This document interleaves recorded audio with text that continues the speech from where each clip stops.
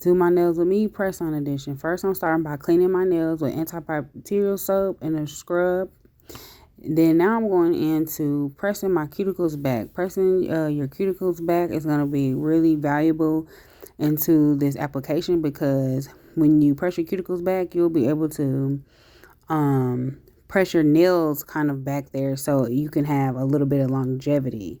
So now I'm just trimming my nails down. When you trim your nails down, it's I feel like when you have a shorter nails, it's better for like the application as far as the press-ons go. And I just like have my natural nails shorter and trimmed and groomed. Now I'm just gonna go ahead and dehydrate my nails with rubbing alcohol. This is gonna be a valuable step as well, because you need your nails free from oils and any extra dirt and debris.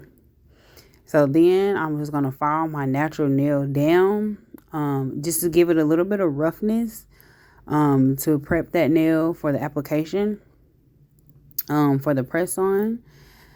And you guys, I haven't did any beauty videos in a while, so yeah, y'all check in with your girl. So now I'm just gonna file the inside of that press on nail, to give that nail a little bit of roughness, because the inside of press on nails are a little bit slick and they don't really have a lot of grip. So filing the inside of that nail is going to actually give it a little bit of grip, so you can have a little bit more of a long lasting nail. I do this step because if you skip this step, your nails are probably just going to pop off. I usually keep my nails on for about a week or two, just depending on, you guys know I'm a hairstylist, so my hands are getting in water and stuff.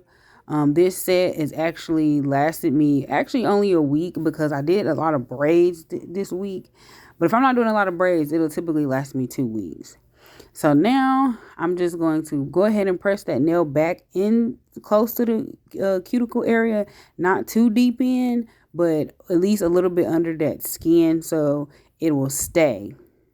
Now here is the full press on set, but I am going to trim these down, and I'm going to do a braider nail set where my first 3 fingers are short and the pinkies are long, because like I said, I do hair and I work with those first 3 fingers. And so I'm going to go ahead and trim those down, so I can be able to work with them.